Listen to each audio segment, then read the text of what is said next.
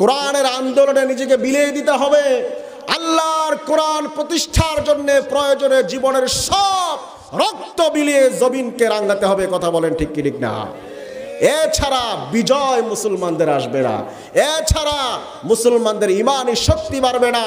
আল্লাহ পাক কোরআনের সাথে সম্পৃক্ত হয়ে কোরআন প্রতিষ্ঠার আন্দোলনে গোটা দেশবাসীকে ঐক্যবদ্ধভাবে রুখে দেওয়ার তৌফিক দান করুন, জোরে বলে আমিন। আল্লাহ এই কোরআনকে আগামীতে আমাদের সমাজ ব্যবস্থায় প্রতিষ্ঠিত করার তৌফিক দান করুন, বলুন আমিন। আমার বন্ধুগণ, সেই দিনটার নাম হলো কিয়ামত, হাসর, নাসর, বিচারের দিন।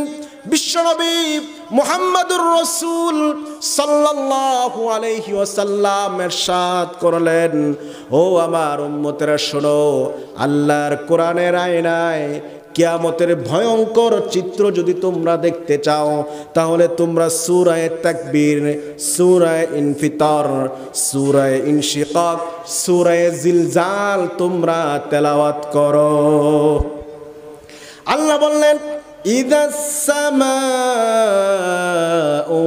শাক্কাত ওয়া আযিনাত লিরাব্বিহা ওয়া হুক্কাত ওয়া ইদাল আরদু মুদ্দাত।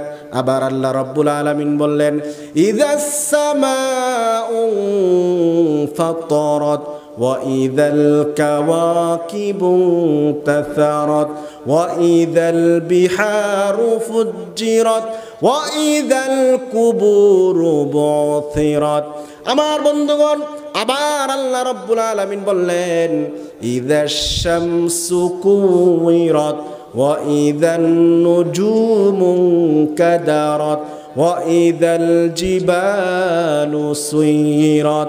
আল্লাহ পাক আবার কোরআনুল কারীমে বললেন, ইযা যুলজিলাতিল আরদু জিলজালাহা ওয়া আখরাজাতিল আরদু আথকালাহা ওয়া ক্বালাল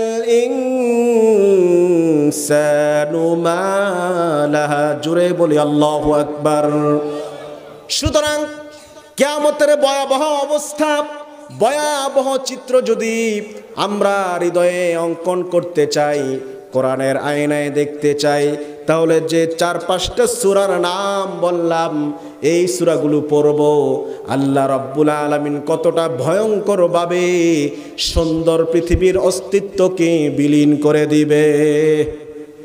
আল্লাহ কি পারবেন কি পারবেন না? আল্লাহর ক্ষমতা আছে কি নাই? ইন্নাল্লাহা আলা কুল্লি শাইইন কাদির। আল্লাহ পাক প্রত্যেকটা বস্তুর উপর পরিপূর্ণ ক্ষমতার অধিকারী। জোরে বলি সুবহানাল্লাহ।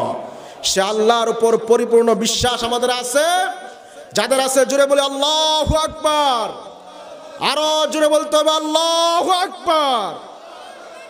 আমার ভাইয়েরা, বিশ্বনবী মুহাম্মদ সাল্লাল্লাহু আলাইহি ওয়াসাল্লাম, তার প্রায় সবগুলো দাড়ি মোবারক কালো ছিল। কয়েক গুচ্ছ দাড়ি তার পেকে গিয়েছিল, সাদা হয়ে গিয়েছিল। সাহাবায়ে কেরাম জিজ্ঞেস করলো, ইয়া রাসূলুল্লাহ, আপনার সব দাড়ি কালো, কয়েকটা দাড়ি পেকে গেল কেন, আমাদেরকে বলুন। বিশ্বনবী বললেন, ও আমার উম্মতেরা শোনো, এই কিয়ামতের চিত্র, কিয়ামতের ভয়াবহতা আমি মুহাম্মদ সাল্লাল্লাহু আলাইহি ওয়াসাল্লাম যখন তেলাওয়াত করতাম, পাঠ করতাম, কিয়ামতের ময়দানটা আমার উম্মতের জন্য কত কঠিন, কত ভয়াবহ, কত মারাত্মক ধরনের হবে, এই চিন্তায় কয়েক গুচ্ছ দাঁড়িয়ে আমার সাদা হয়ে গিয়েছে। প্রিয় ভাইয়েরা, আমার নবী যার আগে পরে সব গুনাহ আল্লাহ পাক ক্ষমা করে দিয়েছিলেন, সে মুহাম্মদ সাল্লাল্লাহু আলাইহি ওয়াসাল্লামের ভাষ্য এটা, তার কথা এটা, তার বর্ণনা এটা, তার মন্তব্য এটা কিয়ামত নিয়ে।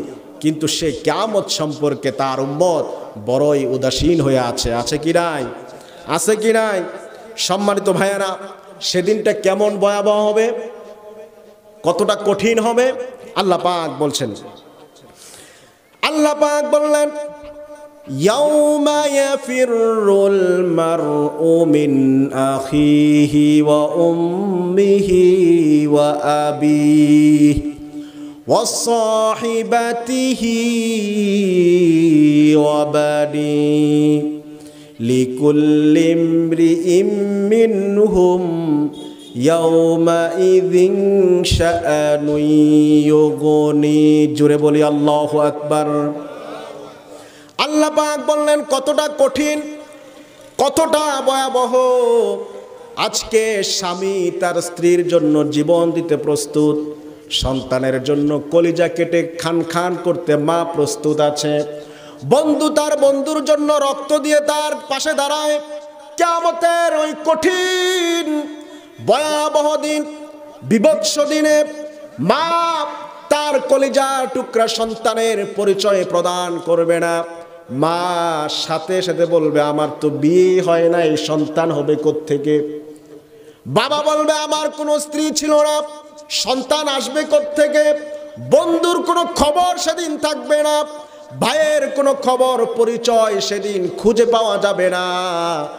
ও আমার ভাইয়েরা, সেই কিয়ামতের দিন কতটা ভয়াবহ হবে বিশ্বনবী মুহাম্মদ সাল্লাল্লাহু আলাইহি ওয়াসাল্লাম এইভাবে বর্ণনা করেছেন। সুতরাং আজকে নামাজ বাদ দিচ্ছি স্ত্রীর কারণে, আল্লাহর হুকুম মানছি না বন্ধুর কারণে, আমরা যাকাত দেই না বন্ধুর কারণে, আজকের সময়ে কোরআনের পক্ষে থাকি না বন্ধুর কারণে, কোরআনের আন্দোলনে নিজেকে সম্পৃক্ত করি না। কোরআন দিয়ে আমার সমাজ প্রতিষ্ঠিত হোক, পরিবার গঠন করা হোক, রাষ্ট্রীয় জীবন ব্যবস্থায় কোরআনটাকে মানি। শুধুমাত্র প্রতিবেশী এবং বন্ধুদের কারণে সেখান থেকে আমরা দূরে আছি, কিন্তু কিয়ামতের ময়দানে এই প্রতিবেশী ভাই বন্ধু আমার পরিচয় দিবে না। সুতরাং কোরআনের সাথে সম্পৃক্ত হতে হবে, কোরআনের আন্দোলনে নিজেকে বিলিয়ে দিতে হবে। আল্লাহর কোরআন প্রতিষ্ঠার জন্য প্রয়োজনে জীবনের সব রক্ত বিলিয়ে জমিনকে রাঙাতে হবে। কথা বলেন ঠিক কি ঠিক না? এছাড়া বিজয় মুসলমানদের আসবে না, এছাড়া মুসলমানদের ইমানি শক্তি বাড়বে না। আল্লাহ পাক কোরআনের সাথে সম্পৃক্ত হয়ে কোরআন প্রতিষ্ঠার আন্দোলনে গোটা দেশবাসীকে ঐক্যবদ্ধভাবে রুখে দেওয়ার তৌফিক দান করুন, জোরে বলে আমিন। আল্লাহ এই কোরআনকে আগামীতে আমাদের সমাজ ব্যবস্থায় প্রতিষ্ঠিত করার তৌফিক দান করুন, বলুন আমিন।